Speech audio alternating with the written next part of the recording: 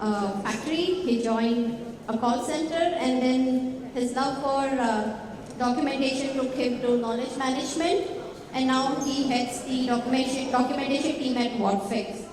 So he's a social media star. He has around 4,000 followers on LinkedIn, and he has around 2 million views on his blogs. So the question that Nibu is going to help answer is, how do we get the respect that we deserve? Are we asking the right questions when we talk about respect? And what can we do to improve that? So, Nibu, over to you. Let us know how we can do that. Reading anybody. So you want respect. So I want to make a disclaimer here. It's not like I am the most respected and therefore I can reach. Okay. You could reach a stage where it doesn't matter. Okay. I think I can tell you about that stage. I work for Whatfix, which is a digital adoption platform, and that's some information about Whatfix. Whatfix is a digital layer that you can apply on any web application, desktop application, mobile application. We have both EX and CX experiences, which is basically employee-facing and customer-facing. And one of our customer persona is you. So imagine writing for a product where you are your user. So this is what I have for you. We'll discuss what is respect. Why has this been an issue? Is this only a tech writer problem? Are we recognizing respect? What is the expectation? Are the expectations justified? What are a few things we do? And what are some other things that you can do? Okay? Yeah. And why this topic? It's a forever question. I think from the time I joined tech writing, I've heard tech writers say, you're not given enough respect. And good news, it's not a question that only haunts us. It's time to look at solutions, discuss what's worked for some, and for every why, there's a why not. Next. So what is respect? Anybody, one word, don't look at the slides. When we say that we are not getting respect, what is it that you all are expecting? Just shout it out. Okay? Sorry? Recognition. Appreciation. Acknowledging. Okay, I think most of them are there here. Right? Is it approval? Is it being involved? Is it being considered? You know, people are telling you what is changing in the product before they make the change, and then you see it on the UI, then you wonder, why didn't somebody tell me about it? Is that, the recognition? Is it admiration? Oh, you're a technical writer, wow. Is it compensation? Just you show me the money, right? Okay, next. Whose respect are we asking? Are we expecting? Engineers, other functions, peers, manager, business head, C-suite, customers. Do we respect ourselves? Whose respect? So I put a question mark there. Next.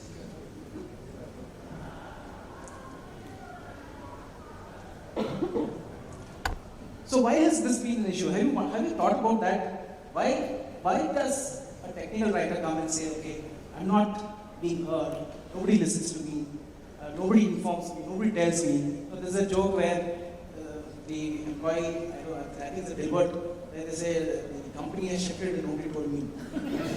So is that the state of technical writers? Right? We are a support function. Now see, when we talk about respect, there are some things that we have to understand, right? That's not going to change. There is a support function, irrespective of what you heard in the morning. It's very difficult to justify. You can't go and say, I created one document and therefore we got that deal. Or therefore it raised $1 million. It's difficult to attribute it back to the bottom line.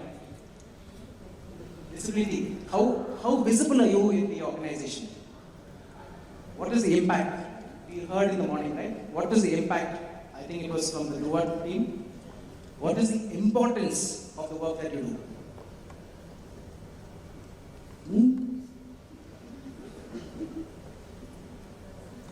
Do we recognize recognition? This is very important. So, an event that I had gone to a few months ago, it was an Indian startup. I'm not mentioning which one.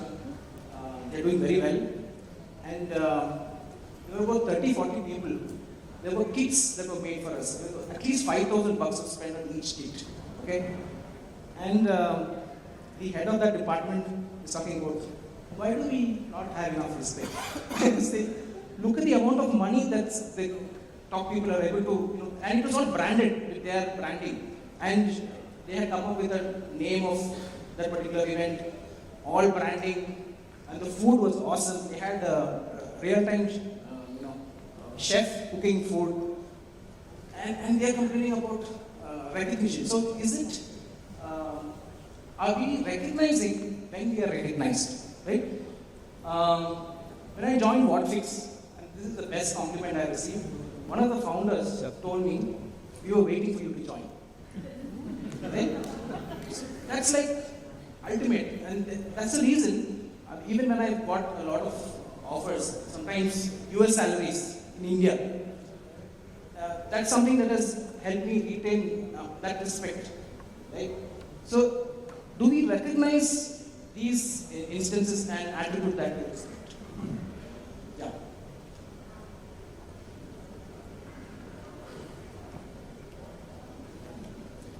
So what is the real question? And I said it is never a question of respect. It is about value.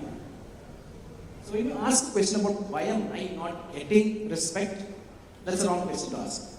You should ask, what is it that I can give? Right? And I know it's a very idealistic question, but that's what seems to have worked for me. You have to find radical ways to give, which means you have to really add value. Now, when they talk about, technical writers, how many of you take pride in the work that you're doing? Okay, how many of you have your names next to your documentation? Okay, that's great. A lot of them. Okay, but when I asked some writers, shall we put your name next to the writers? No, many years ago when I was on the factory, right, they used to assemble these fuel injection equipment, and it used to be done in assembly lines. Now, there used to be a guy who used to work in one of those assembly lines, and I used to say, and we had a general talk about, what if I buy a tractor and this particular this thing is there in a tractor, this fuel injection equipment. So it's like, and when they assemble the pump, they used to punch their numbers. So they know, okay, this pump was assembled by me. So you say, if I'm buying a tractor, I will check that punch number. If it is mine, I won't buy the tractor. so how do you expect respect if you are not respecting yourself, right? How do you differentiate yourself when it comes to technical writing? How do you differentiate? I get a load of resumes and they all look the same. There is no differentiation. So unless you start thinking about these things, respect is still very far away. Next. So what can we do? What can we do? What is the theme? Whatever it takes. So one of the ways that you can be respected is to be an advocate. Now, what can you be an advocate of? You can be an advocate of the customer. There are a lot of ways. We have talked about many ways that you can be an advocate for the customer. Look at us. We are the customer for the product that we use. So we give a tough time to our product team when they put out something that is difficult to use. Be an advocate for the product that you're using. So see, when they tell you that you don't add value to the bottom line, and then because you're of support, look at ways where you can add value.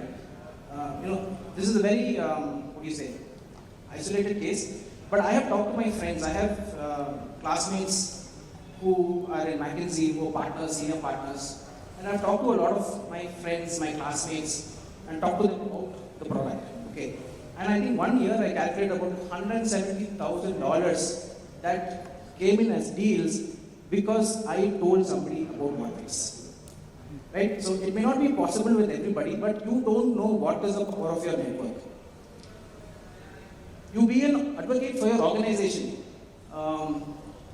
One of the posts about Workfix on Quora that I've written has got thousands of views.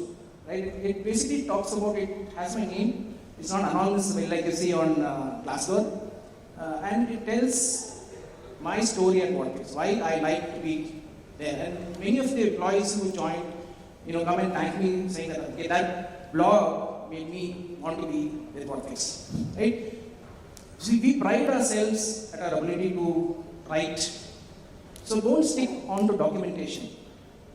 Look at where else you can write. The newsletter, we put out a newsletter every quarter, and the majority of the newsletter team is from IDG, which is Information Development Group. Be an advocate for your profession. Go and speak to colleges, tell them about this profession, because if you want to move on, somebody else needs to take your shoes. Right? So we need the right people who will come and do the kind of work as well as you have been doing it.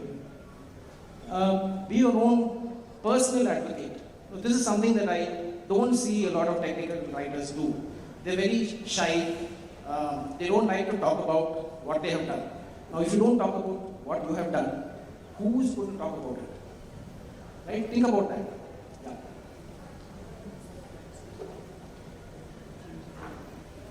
Find new ways to understand your customer. So this is something that we do at Workfix. So there is, I don't know how many of your sales teams records their calls. Okay, we use a software called Chorus. It's a note taker. Basically, transcribes every conversation that sales has with prospects, with customers, with customer support has with customers. You can actually search for certain features, search for certain phrases, and look at and listen to the conversation, right? And see how is it that they're selling the product. What are the questions that the prospect is asking? What if they go to your support site and search for it? Will they find it? One of our KRAs is how much of work do we create for ourselves, right? And that can be got only if you start to think along these lines. Follow the deals. Every deal that we get, it goes out of the email. Find out why did they win the deal? Why did they lose the deal? Right? Is it because of some functionality that was not described properly? So look at how you can make a change. We often think that we just create documentation, we don't make much impact. But I tell you, there is a lot of impact that you can do. You just have to find these ways.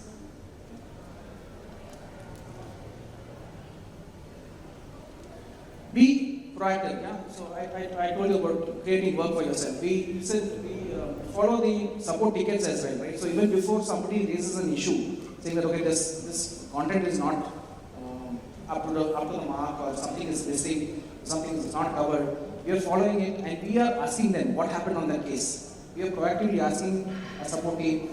In fact, a support team had a KRA of filing 8 tickets per quarter. They struggled to do that. Don't only do what you're asked for, test the product. We have, now it's not just one product, we have several products. Now imagine on an all hands or some meeting where the CTO said, we were talking about a second product that we are building. He said, give it to IDG team. They will test it.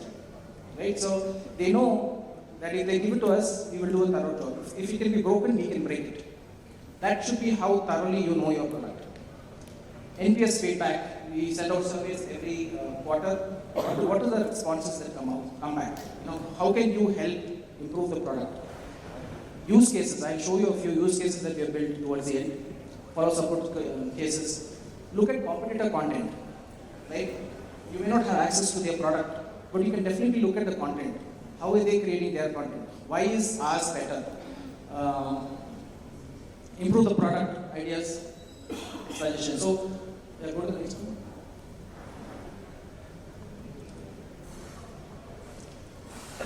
Experiment. Again, I will show you a few things that we've experimented with. We started Toastmasters at Fix. Inspire series was external conversation. So we invited experts to come and speak, and this is not just to the information development team, right? It was everybody in the organization. We talked to several founders, and it was something that happened every month, right? It was something that we ran. There were many failure stories as well. So one of my folks, she said, okay, why don't we create stories in the form of videos? And what the idea that she had was, what if each of our features was a superpower, right? And she created a video with the superhero being that feature, right? But the branding team didn't like it, the younger generation like this kind of videos, but the branding team didn't like it, so it didn't really take off. But it is something that we tried. So try different things. You have the freedom to try different things. It might work, it might fail, which is secondary. Yeah, don't let failure deter you. Next. Yeah, be resourceful, flex your abilities. You should be in a good position to speak about what you have achieved. That is a big challenge that I find with this particular community. I don't know how many of you are managers, but you can be very resourceful, right? Imagine if you could reward your team with a huge sum of money. How many of you can do that right now? Somebody in your team has done really well, and you want to reward that person. If you go and ask us for $1,000, how easy is it to get it? But there is a way. Okay, what I have done is, since I have a large network, it's not 4,000, it's 40,000 connections on LinkedIn. So I get a lot of requests for the jobs. We usually have 40, 50 positions open. What I do is I direct them to my team, or somebody who's really done well, and that is clicked. So $1,000 of referral they get. I don't take anything in that. So that is how you can actually be resourceful. You're basically directing them to the person, whether they get it or not, at some point of time it will work, right? Good profiles that you have personally vetted, you can send it there, they make money. So there is a way to reward. You can be resourceful if you think about it. We do a lot of JDs for our HR team, right? That is something that is, I believe, technical writing. You understand your audience, you understand the requirement, you ask the right questions, you create the document, right? So when it comes to ChatGPT, there was one incident where we created a JD for an instructional designer. It created a lot of buzz on social media. There were people who came to the interview, and then there was this one person who didn't make it, right? And he went back saying, I didn't make it, but I'll never forget the JD, right? So you can flex your abilities, not just in documentation. Keep that in mind. Find out where you can add this value and experiment. Never miss an opportunity to write, because basically you are a writer. Next.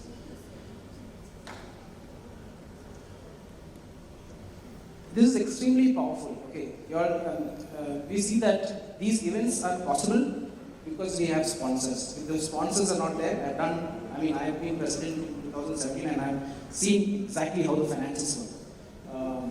It's very difficult. Right? If we don't have sponsors, each of you all will have to pay at least 10 to 12K. So the point that I'm making is, find opportunities to volunteer. There are leadership opportunities as well, and that is not something that you will find outside. Because when you're a leader in your organization, there is some amount of authority that you have. But how do you influence people without that authority? That you will get only if you're able to lead teams like this. How do you drive people without that authority? You need those opportunities, right? So I would urge you all to look at finding opportunities where you can contribute as a volunteer and pick up those leadership opportunities. that's where I think SDC or we have actually failed big time in identifying the next set of leaders, right? Because we don't know if next year is going to happen or not. It's like that. We just have one sponsor. Every time there's 4-5 sponsors, right? People are behind us. This time when I talked to our CEO, he said, there is no ROI. Right? People are just coming, we are spending so much of money, we are not even getting any calls. So Adobe, they used to sponsor every tech writer conference, just for branding. I've talked to them in the US. They sponsored the US as well. So one year when we sponsored, I talked to one of them and asked them, what is it that you get? He said, people don't get anything. It's just the branding. That's all. Now they've stopped that also. They have their own events, right? So these are things that you have to think about. What's going to happen next? Speak at events. I think the first time I stood up to speak was in school and nothing came out. Right? We are writers, but our value really comes out if you can make others as good as you are. And it's just a matter of practice. And I'm willing to help. If you have an idea and you want to speak in the next conference or any other conference that you want to talk, reach out to me and I'll probably help you with it. Next.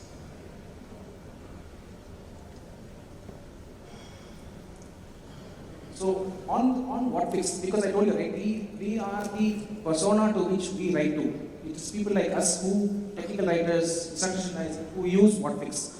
So we have 350 plus, almost 400 insights on improving the product. Many of them have been implemented. Break the product, use it to an extent where you cannot take that kind of testing. Right? I'm not talking about performance testing. Try different things. Ask your question, why would I use the product? How can it be better?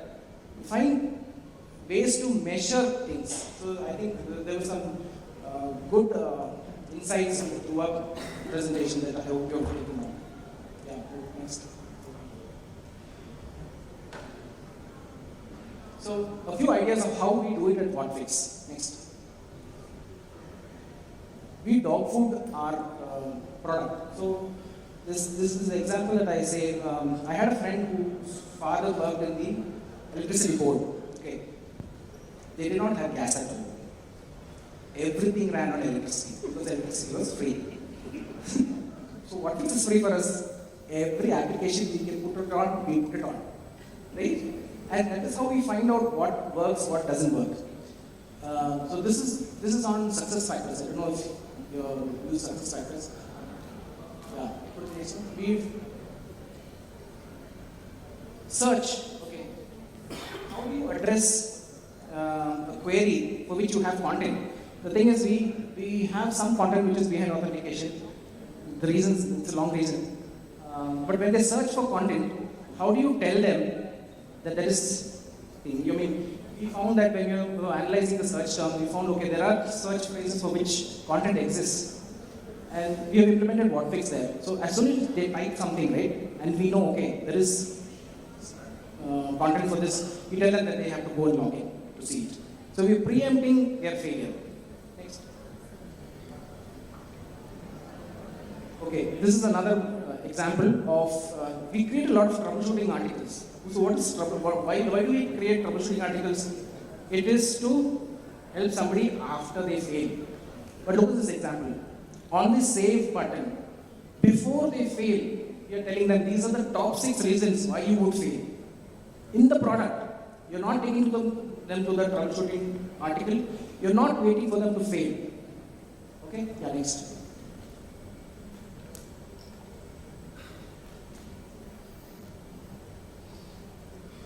So, what box? Think outside the box, right? So, I don't know how many of you know the story where there was a PhD, there was a thesis to be written.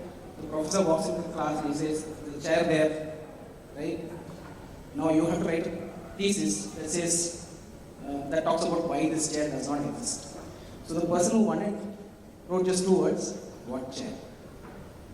Right? So, think outside the box. So this is something that we create. I really like that cartoon, this was created about a couple of years back. we have the ability to create pop-ups on top of a product, and we introduced this ability to create a carousel pop. That means you can just swipe through it, and it's like a story, it's like a comic. So one particular release, he removed the borders. Actually, the border is not there. Imagine that behind this is your application, and these two are just having a conversation. So they have the conversation. It's all about the release notes, what has been introduced. Finally, it goes, shows them the release notes, and then there's one more slide, and it says, "Did you like this? And if you like this, here's how you do it." And we took them to a link. More people went to that link than the release notes because they saw us using the product, right? So inspire usage with the way that it could be a product that you can show how you are using it. It has to be a product like that. But if you start thinking along those lines, you can inspire usage. Next. So when Guru talked about questions and answers, right? It's all about, now if you want to write a question, you have to know about the topic. What's the difference between findability and discoverability? Findability, discoverability.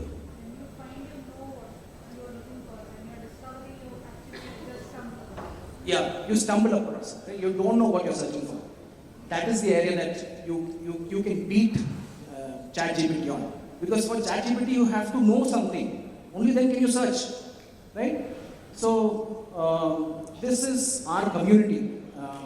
And what happened is, we have a competitor, not naming them. So they used to go into our documentation, pull out all the articles with some code in it, and they should show it to the same prospect. When the prospects are evaluating us, they would evaluate them as well. So they used to go to them and they used to say, "Okay, look at Whatfix content. It's full of code, therefore, it's very difficult to use." And they would come back and tell us the same thing. So then what we did is we removed all of that and put it on community, which is behind authentication. At that time, all of our content was external, it was not behind authentication. And what we did is, we crawled, we have the ability to open up a small self-help kind of a widget there, right? And when you start to type, you would get content from both support. This is the application. Imagine behind this is your application. You have implemented Whatfix, and there is this widget that comes up. Now when you search, you are getting support content on top of your application. You are also getting community content. So that means if there is a conversation happening on community that you have entered a phrase for, your chances of getting into community is that much more higher. Okay? And people who build communities know the difficulty behind getting a community together. It's an chicken or egg situation. Right? Do you get the people together or do you get the content? You try both and nothing works. Next. Be empathetic. Make it easier than easy. Now this is an example that you don't Whatfix for. Okay. What we did is, every time we have a link that says contact support, and people clicked on it, users clicked on it, we would populate their email. So all they need to do is, in case there's any information, they can change it or add something. They just need to click send. Right? You're not clicking on support and you're opening an email with just the email copy. You're populating the entire thing. So you're being empathetic to the user. Another place where we have implemented is support uses our content a lot. And in many places we have written, for more information, contact support. So they said, we are support, where do we go? So we created a small tip inside that is visible only to our support folks. And when they click on it, it would take them to our internal knowledge base. Right? So it was a one-stop shop where you could get both internal and external content. Next.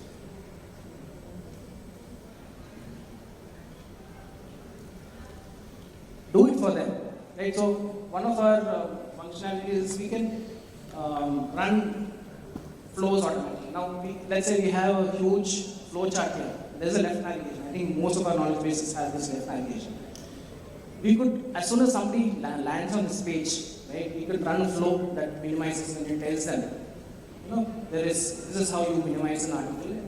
This is the reason we are doing it. We can also tell them that this is an example of auto flows. Right? So you're actually showing them how, you're giving them the idea that, okay, I can also automate my flows.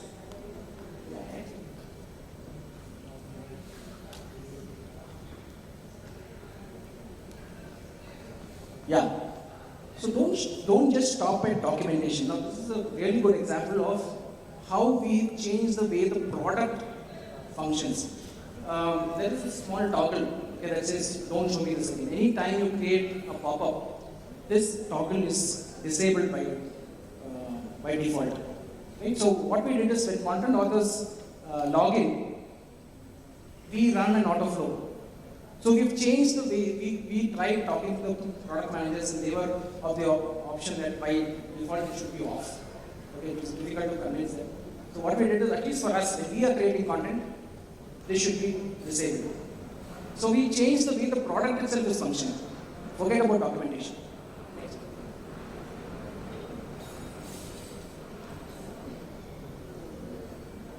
So some thoughts for you, right? So I'm not sure if I promised to answer your questions. If you go back with more questions, I think that would probably fulfill the objective of this presentation. What you need to think about is, am I doing enough? What problems can I identify or solve? You're always looking for, how can I do more than what is necessary? How can I contribute to whatever? Look at analytics. It's extremely important, right? Because when I say be the doctor, what kind of doctor? Either a pediatrician or a veterinarian. Because your patient doesn't talk to you. Right? The users don't talk to you. You have to diagnose what is wrong with your experience on the product or on your documentation, and then diagnose it and give the prescription. How can I inspire? Right? I told you, who are you trying to get respect from? So depending on that personality, you'll have to come up with your plan. Next. And if you're not getting it, that's also an option, right? Go ahead and do it. Next. Yeah, some resources. Next. So, to summarize, respect is earned. It's not a respect question, it's a value question, it's a question of pride. Find ways to contribute, identify ways to make an impact, be an advocate. I told you how you can be an advocate of your organization. You can be an advocate of your vendor. So we use a tool called Document 360. If you go to their website, you'll see my picture there. Right? I'm a champion. Unless you are a champion for some, it may not be the best product. Right? I believe that what you do unto others, you will get back. So you can expect that because you are helping somebody, somebody will help you. And when Whatfix was small, there were a lot of organizations that helped, right? So you have to remember, when you go for a conference, if there is somebody, if there is a booth that is being presented, please attend that booth. Find out why have they set it up, because they have paid for your tickets. Right? You have to remember that, because otherwise these events are not going to continue. Use your product, know when to leave. Yeah, this is my.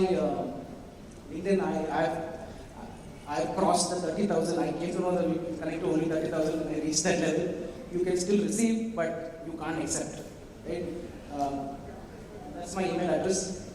If you have any questions, please write in. I'm happy to help you. Thank you so much, Nibu. Interesting session.